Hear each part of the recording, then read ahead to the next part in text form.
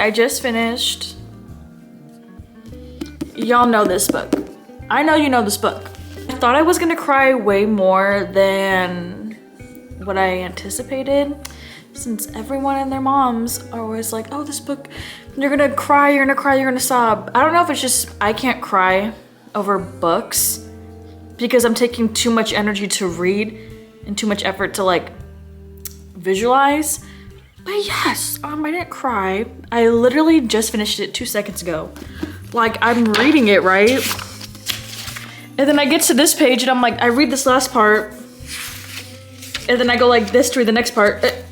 Acknowledgements about the author. Maybe there's more, maybe there's more. Fire reads for young adults. Where's the next part? Where's the next part? Where's the next part? Actually, now I feel like I want to cry. Now like that I'm actually thinking about what happened. Anyways, we need to go get books for my February 2024 TBR to be read. We are going to make a monthly lineup of books that I am going to read. I do have to return my library books. That is where I'm going to be getting a majority of the books that I want to read instead of buying books. Because one, I am broke. I have no money. Two, I already have two bookshelves of books that I can choose from or pick from. So if something is not on those shelves, then I'm not gonna go to the store and buy a book. No. I'm gonna go get all my TBR books from the library. I feel like at the libraries, they have older books or underrated books people haven't really read because they're there. Like, does that make sense what I'm trying to say? Versus if you go to Barnes & Nobles, you're getting the newer books, the more popular books, easily accessible books that people read. I don't know what I'm trying to say. But I feel like you're getting different genres. I don't know what I'm trying to say. So that's another reason why I kind of like getting my books at the library and why I want to encourage a lot of people to go to the library. Also another point too. Girl, we know they're free. They're free. They are free. And they do, at least from my library I go to, which may I say, it's in Kansas, and it's low-key like in the middle of nowhere. They have so many new releases, which is like so cool because you don't really think that a library would have that, which is why I encourage everyone, please go to your local library and get a card. Please get a library card. It is the best thing that can ever happen to you. Also, what I really like is that whenever I check out books, on the bottom of my receipt, it says, you saved this amount of money. Dude, last year I read a bunch of library books. I saved $200 just by going to my local library. So yeah, so that's something I want to challenge myself and encourage others to do. It really is a good way to expand your reading horizons. I have been talking in circles about this for 13 minutes, so I'm sorry. I hope y'all got the gist of what I'm trying to say. So let's go create my TBR. I have emptied my tote bag with all my belongings. Belongings. Is that? Okay. I cleared it, so I have my 2 books I'm returning, and then I have my wallet. Oh, look at this bookmark I got at Half Price Bookstore for 49 cents. Let's go.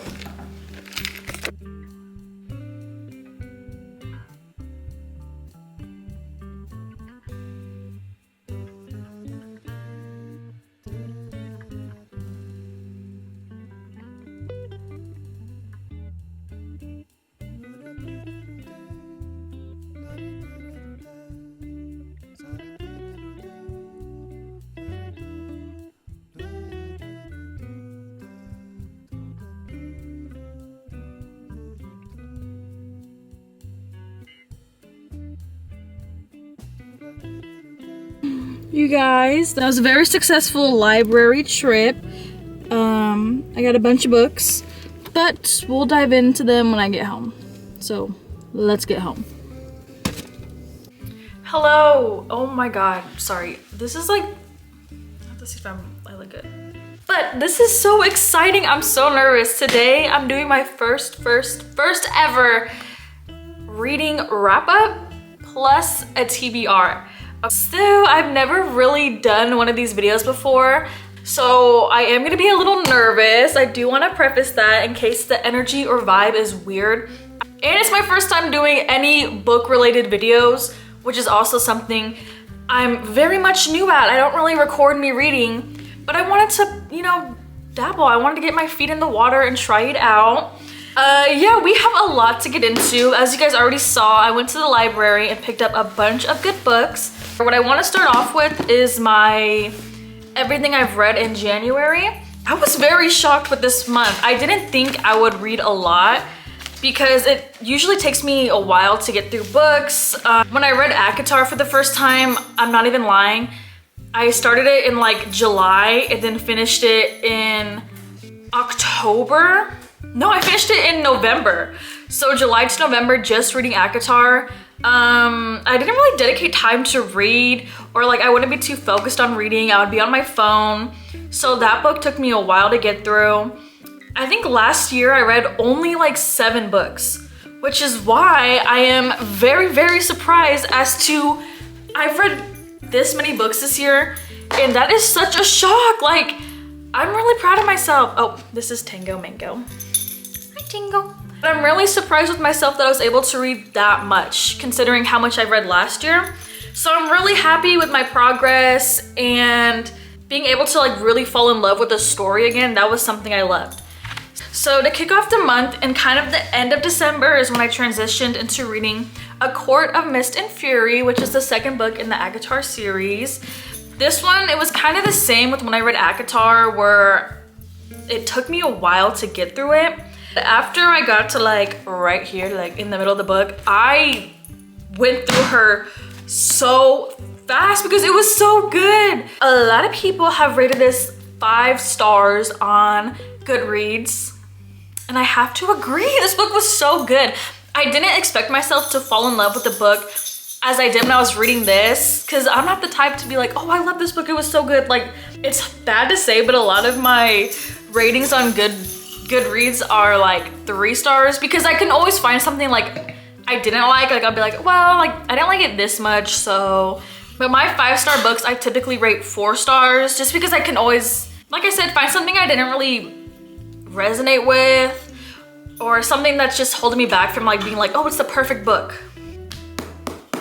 I think I gave this 5 stars. I'm pretty sure I gave it 5 stars. If you don't know, like now we're gonna get to the spoilers. But her falling in love with Reese, and then the very, very end where everything went down with Tamlin and her sisters, it was just so like, ooh, like I could not wait to get into. The next book, A Court of Wing and Ruin, which is why I wanted to start this as my first book of the month, because I'm doing this thing, like I said, where I'm just postponing my reading time for it. And when I finished it, I was like, oh, I just wanted more. I just wanted more.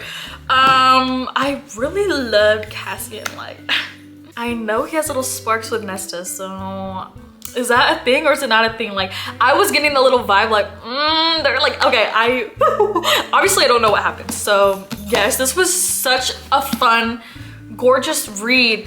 Also, it's like 600 and something pages, and it's been a minute since I really read a book that long. So I was so surprised that I just like I just ate this book up. I was so shocked with myself. There's not really much I want to expand on this, because I'm pretty sure if you're on Book Talk or in the book community, everyone and their moms have read this one. So I don't really want to dive too deep into it. After that, I wanted something thriller-ish, and there's this book that's been on my shelf for a hot minute that I was so excited to read, Baby Teeth.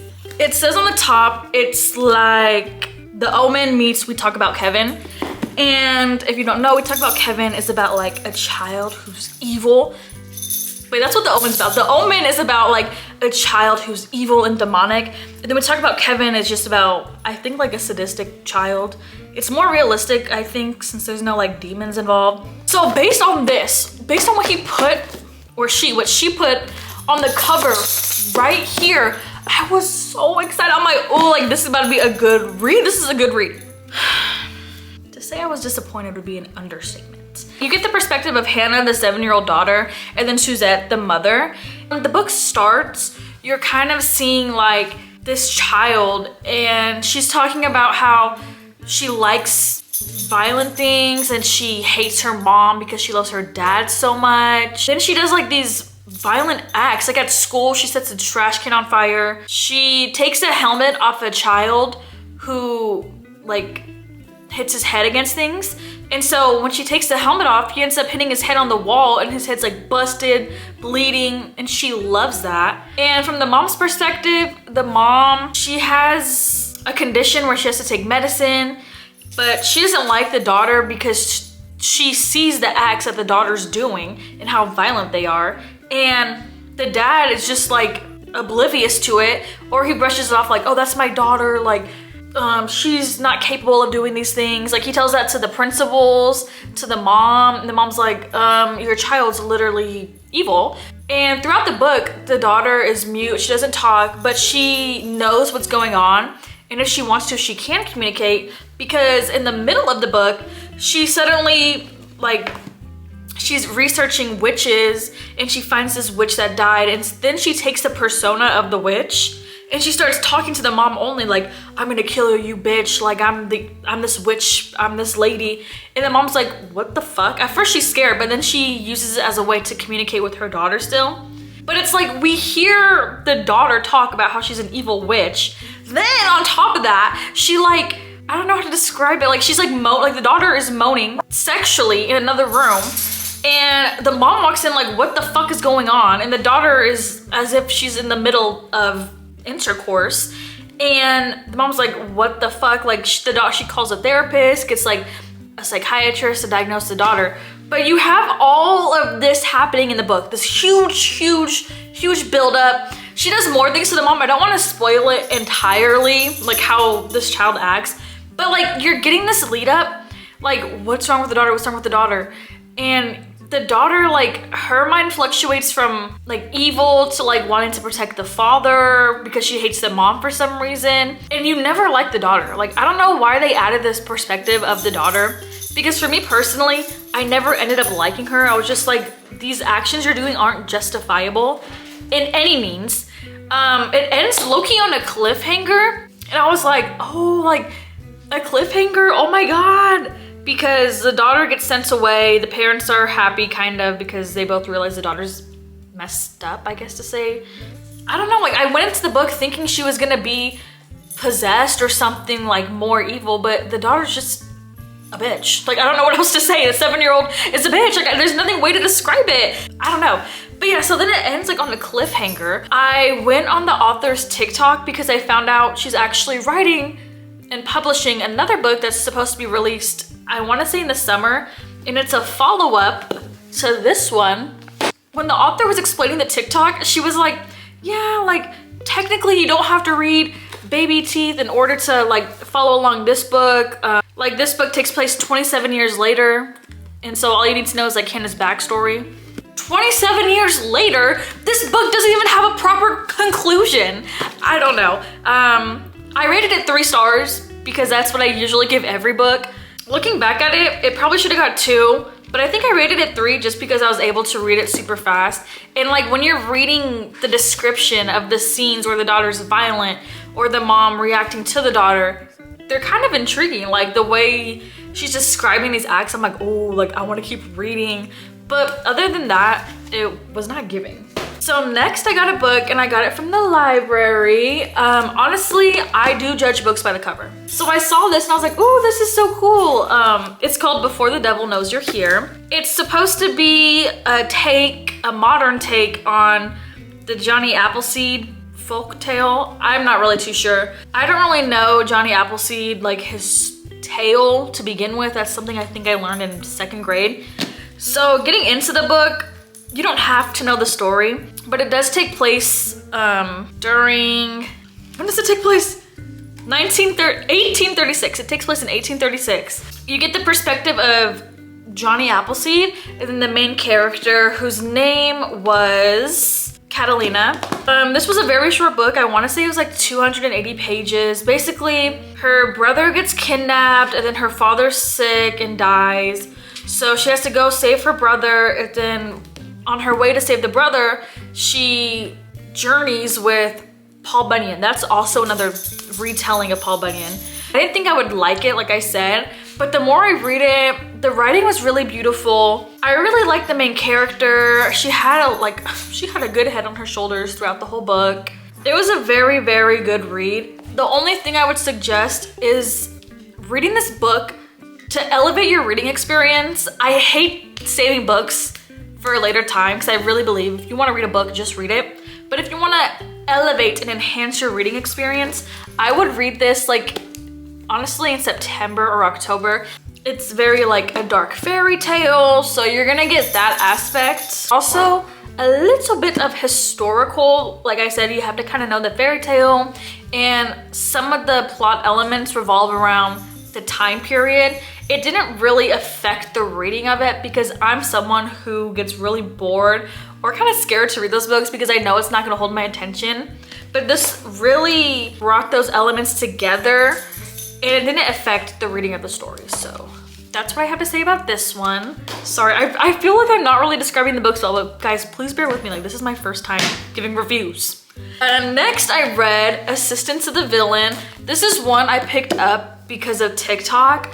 So I was really excited to read it. I didn't know the author made TikToks prior to writing this book, like with this premise of falling in love with your evil boss and being like an assistant to the boss. But I saw the TikToks afterwards and I'm like, oh, they're cute. I see a lot of negative reviews about this book, how it's kind of childish and you're not really getting, because I feel like a lot of people, when they hear about this book being like, oh, you love your villain boss and it's kind of fantasy and romance, I think they're thinking it's gonna be along the lines of like an ACOTAR or like more of an adult fantasy type book. This is very much like a young adult fantasy.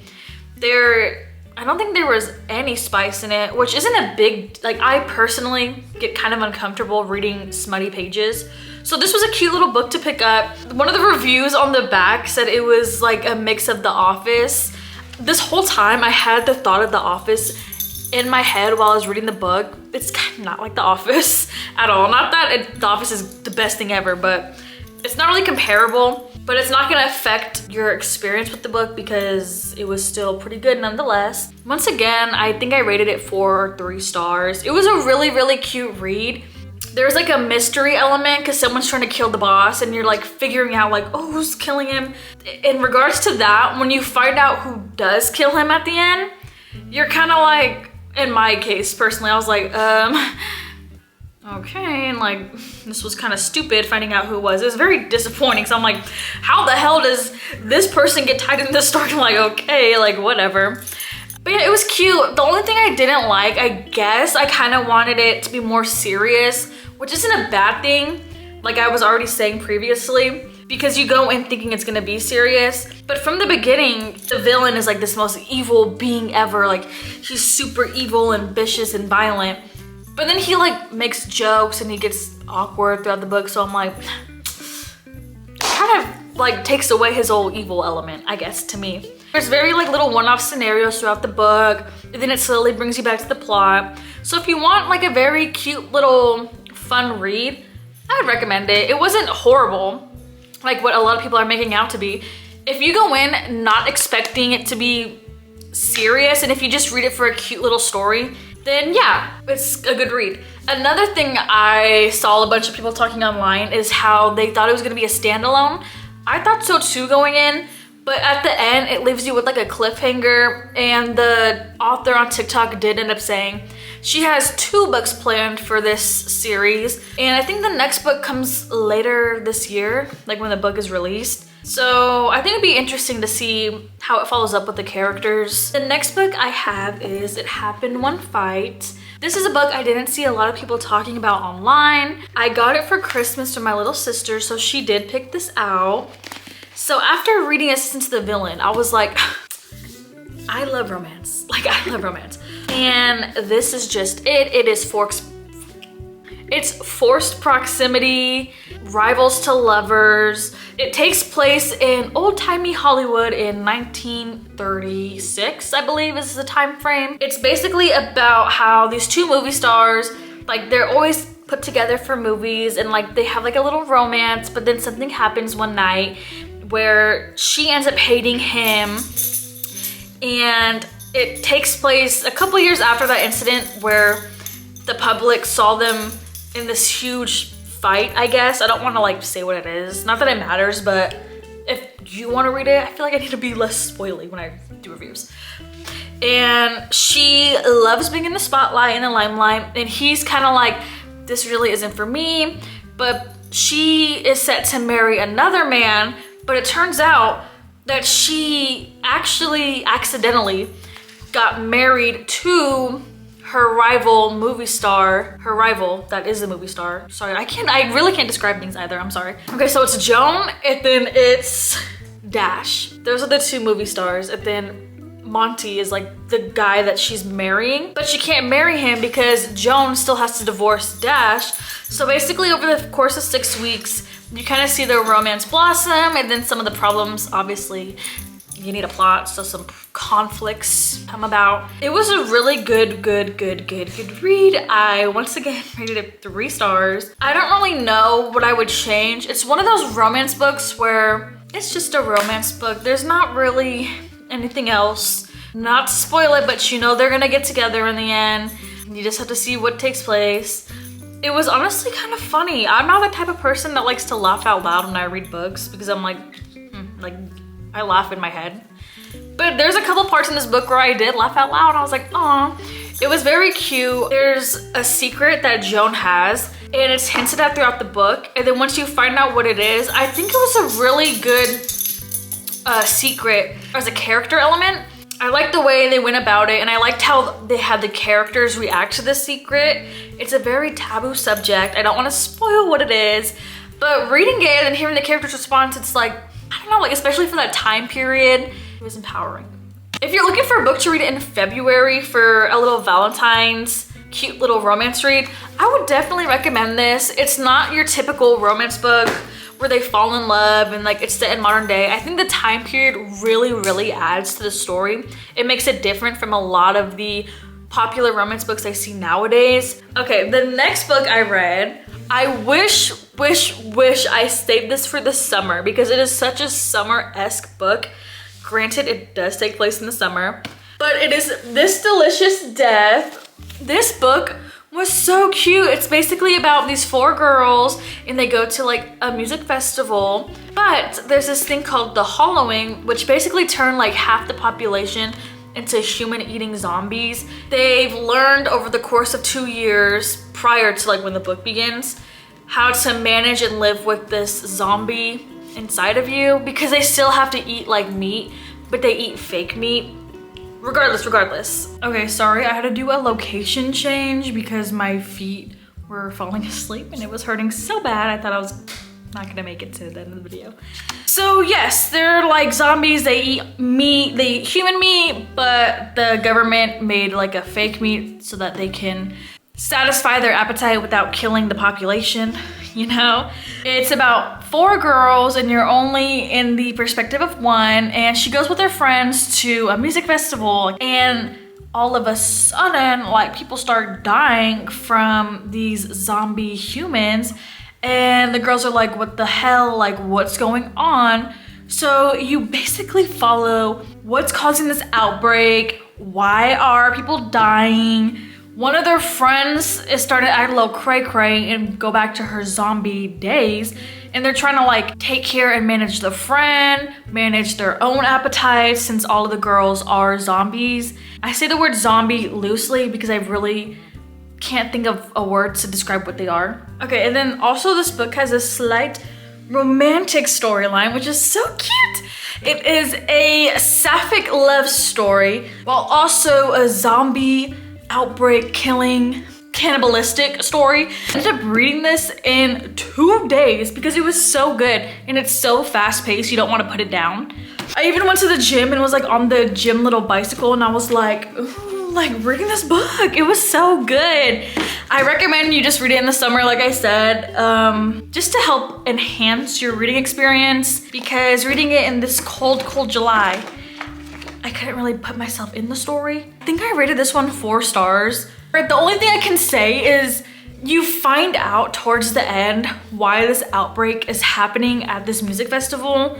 And you're kind of like, in a way, you can kind of see it coming, but then it's also like, okay, like the motives don't really make sense. So you're sitting there like, oh, okay. So you decided to just cause this whole outbreak of zombies and have everyone kill each other for what? And then the person doing it, you're just like, okay, like, all right. But if you put that and don't really focus on that, it's a really cute, good, fun little thriller, action-y. Not so much scary horror, but it's pretty gruesome. So if that's up your alley, this is a really good, cute, fast little read. Please read this one. And to wrap up everything I read this month, if he had been with me, we need to talk. So obviously I know this book from TikTok.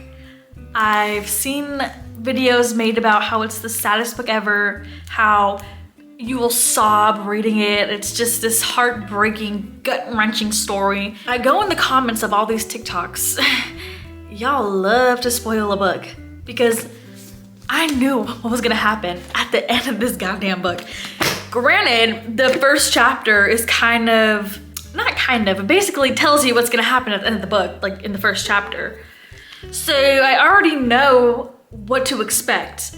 And what I do when I read books, like that's kind of bad, but I search the book on TikTok so I can get a general feel of what I'm reading. I know I should form my own opinions, but I like to know what other people are thinking. So I already knew what was gonna happen at the end of this one. Even like without TikTok, I know what's gonna happen. You follow Autumn, the main character, and you go through her 4 years of high school with her. Basically, she is in love with her childhood best friend. It is friends to lovers, but she can't really admit these feelings because of like her high school social status and queue, as well as she already has a boyfriend. This would have been something I'd love to read when I was in high school. Maybe like, it's something I recommend to my little sister who is going to be a junior in high school. She's 16. Not that it takes away from like the plot and the writing, but I feel like I would have resonated with it more given I put myself back in high school, because it's been years since I've been in high school, y'all. Nonetheless, I'm so disappointed. You guys already saw like a reaction of when I just finished it. I thought I was gonna cry more. You guys are such liars. Honestly, it wasn't that sad. Hot take, it was not that sad. Maybe it's because like you already know, or like I already knew what was gonna happen. But when you get to that point, you have 10 pages left in this book when the heartbreaking scene happens. And I'm just like, oh, okay. Flip, book over. Like I don't know if they wanted you to not process what happens at the end, but I've seen a lot of reviews where it's like, oh, it happened at the end because that's how abrupt like their storyline in love is. So like I couldn't really have that emotional connection to the book. And then on TikTok, everyone's crying over it. Everyone's like crying and sobbing. I want to cry. I want to cry. I couldn't cry over this book. It was just like, okay, it's predictable. The writing is kind of repetitive. I mean, granted, you are in the perspective of a high school girl, so I kind of can relate to like how she's writing and the way she's expressing her feelings. They also, like I said, are releasing a book in February this month of the love interest boy's perspective. I don't know, like it's like, do we need that book? It's basically gonna be his perspective, and the same conclusion ending is gonna happen because it's so concrete and definite. So I don't know, like why do y'all put yourselves through these books? Like it wasn't more so heartbreaking, it was just like, it's just disappointing because you know like you can't have anything good. That's basically what it is. The book is you can't have anything good. So we're gonna put you through a whole experience where you never get to experience this high, and at the very end, you think you do, but you're not gonna, because we're gonna take everything away from you. I rated it 3 stars. That's basically what it kind of deserves. Like there's nothing like groundbreaking, I feel so evil. I don't know, it just, personally, it didn't resonate with me. I didn't cry. And I think that's where a lot of my anger comes from, because I want to cry. That was everything I've read in January. Like I said, I was so surprised that I was able to read 7 books. It honestly made me so happy, because that's something I couldn't have done in the previous year. Anyways, moving along, books I plan on reading in February. This is gonna be my physical TBR. I don't have a Kindle and I don't like to online read, so everything is a physical TBR, I guess. These are the books I picked up at the library. They had a lot of good options. I didn't get to browse through every shelf like I wanted to, just because by the time I was already a third into my library experience journey, I already collected all these books. So I was like, I don't think I'm gonna be able to read any more books than the 6 I already checked out. So I decided to just go home and be satisfied with everything I did get. I don't know if I want to read all these this month, because the first book on my TBR that I've already started, A Court of Wings and Ruin. I am this much in. There's not really much to say. I already know what to expect. I already know the world, the vibes. Like, this is my comfort book, so I already kind of know what I'm getting into. I already know Feyre and Reese and everybody. I already know them, so that's just a little cute book. I don't really need to explain that book, because if you're part of like ACOTAR and the little fandom, it's the 3rd book, so y'all already know. This was a book that I already picked up last month to read in January. I just didn't get a chance to, because yes, I can make a list of I'm going to read these books, but at the end of the day, once I finish book 1, I don't know what mood I'm gonna be in next. So I don't like having a list that defines what I want to read, because then I feel like I'm forcing myself to read it, which is also why I got a bunch of options. But it is basically about, there's like this game, like a fear test, and suddenly the games of the fear test become too real. People start getting harmed and hurt, I think killed. But the main character is an outcast and she loves scary stories and movies and horror. So it's kind of up her alley, but then it's also not up her alley because she doesn't support murder and crime. Did I explain that well? I don't know. I plan to read it with my little sister, so Sarah, please, let's read this together. If you don't know, I have read all of Ali Hazelwood's STEM romance novels except Love to Loathe You. I'm not a fan of her stories. They're very millennial-like. I don't like how the romance blossoms because a majority of the time, aka out of all the 3 books I've read, there was no romance. It's the same plot. You read it because you like the plot and it's your safety plot. That's how I feel when I read them. But I didn't like it. Like, it's too much of the main character being the small, fragile girl. Then she loves the big, hunky, huge man. Yes, that's fun, but every time you read the same book, it's the same thing. Also, I don't really like how the main character, the female main character, always hates the man, but then it turns out the man never even, like, it's so much miscommunication, it frustrates me. I know she came out with a young adult romance novel called Checkmate. I wasn't gonna go out my way to buy that just because I already know I don't like her story, so why would I buy it? But they had it at the library, and at the library, you're not buying books, you're borrowing them.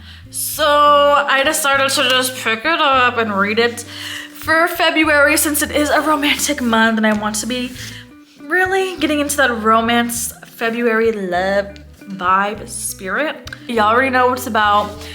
Rivals to lovers, another enemies to lovers. I really wanted to do romance, but my favorite genre is, like, I love a good thriller.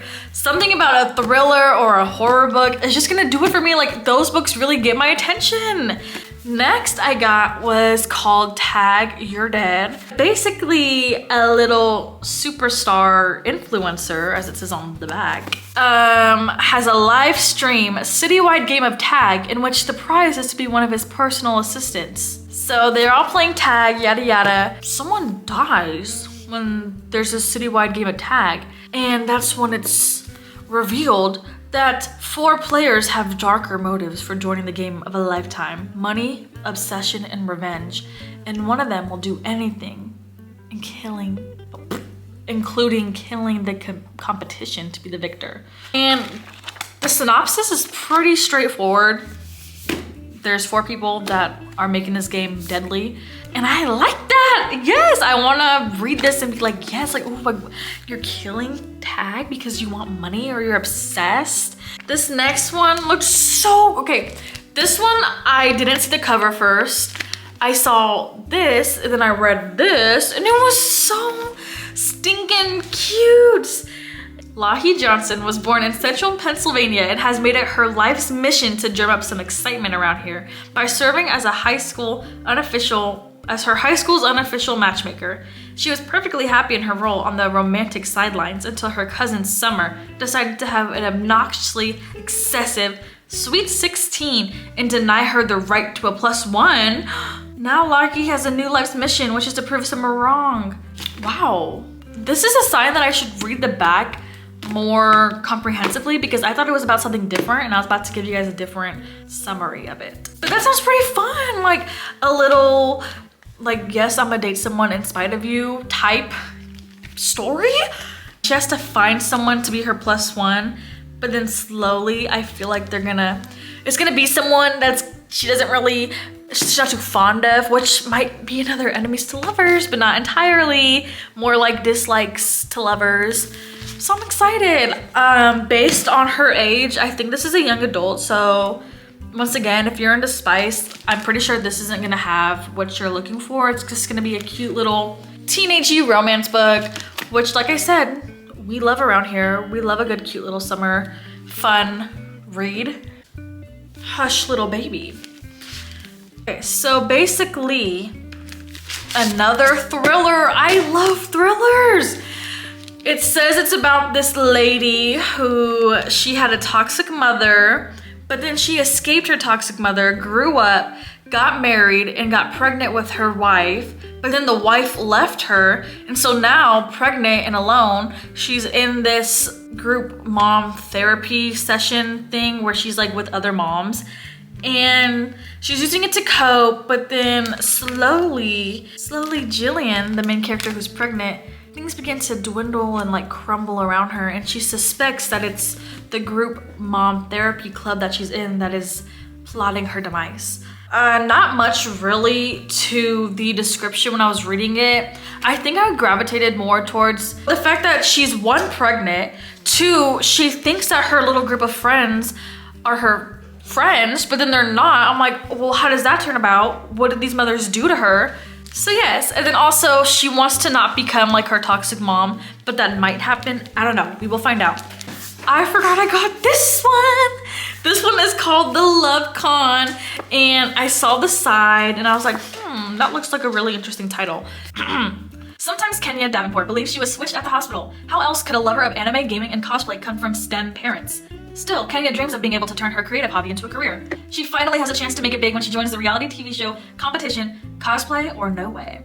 There's just one catch. The challenge for the final round is all about iconic duos, and the judges want the contestants' significant others to participate. Unfortunately, Kenya is as single as can be at the moment. Luckily, her best friends to lovers, Cameron Lassiter, agrees to be her fake boyfriend for the show. It also said it's a laugh out loud read. Contrary to belief, as I set up this whole video, I'm not a fan of the whole fake dating. I hate fake dating. I think I only hate fake dating because of the way they did it in The Love Hypothesis. And I was like, this is so unrealistic and I can go on about that. But this fake dating seemed cute, like they're friends. At least they know each other before they fake date. Honestly, I am not a fan of friends to lovers. I think reading If He Had Been With Me was my first exposure to that. So it was kind of cute, like, I don't know. It came off more obsessive in that book. But a friends to lovers, something I'm fairly new to reading, so I'm excited to see how it comes about. I really gravitated towards this being more geeky and dorky and nerdy, and I love a dorky main character. It is so relatable and cute. Having to live up to her parents' expectations of being a STEM major versus her wanting to embrace her like hobbies and what she loves and who she is as a person. That is very exciting. And it is also a rom-com. So once again, a quick little cute little read that I'm very excited about. I'm not a fan of like blonde people, so I'm gonna imagine him as someone different. I think with friends to lovers, what I'm afraid of is that it's gonna be as if they were never friends and that the male character has loved her the whole time and never saw her as a friend. And I don't like that because I'm like, no, because girls and boys, they can be friends. Like, it doesn't always have to be weird and like he loves her, like a one-sided he loves her type of love. So I hope this doesn't really play too much into that and it genuinely is a cute friends to romance, how If He Had Been With Us had been. So I'm excited for that. Last but not least, it's okay, I didn't intend to deadass get 50-50 because I feel like every time I pick up a love book, I had to pick up a thriller book because the last book I got at the library is Perfect Little Children. The right here is kind of what dragged me in. It says 12 years have passed, so why don't Thomas and Emily look a day older? Well, on this part, it sets it up like, oh, like all Beth had to do was drive to a football game and drop her kids off. But she couldn't help but look into the neighbor's window. It's been 12 years since her neighbor had these children. So why do they still look 5 years old? And why don't they look their real age? So that premise, I was like, ooh, like that can go a whole bunch of ways. Like that is very interesting. My plan is to finish a Court of Wings and Ruin and then alternate between romance and thriller. All of these books I haven't had a chance to look up on TikTok prior to getting them. It was which I love and I want to encourage myself to do more, but it was more so I found them and they got my interest just by being on the shelves. Like I didn't get interested in reading them because I saw someone else's review, which isn't a bad thing because that's how I found ACOTAR and I love ACOTAR. Thank you guys so much for like listening to me rant because I watch a lot of book talk YouTube videos and all the videos I see, like the people are talking and they're so good at describing the book and focusing on explaining the book and I feel like I really like that. So if you made it this far into the video, thank you so much for just sitting and listening to me ramble. Hopefully you guys liked my reviews and my descriptions of the books I plan on reading. I promise I will try to get better at explaining my thoughts. This is my first time doing this, so I'm kind of a little like scared. And comment down below like if you've heard of these books, your opinions on the books that I've read or want to read. And I don't know what else to say. Yes, thank you guys so much. I will see you in my next one. Mwah.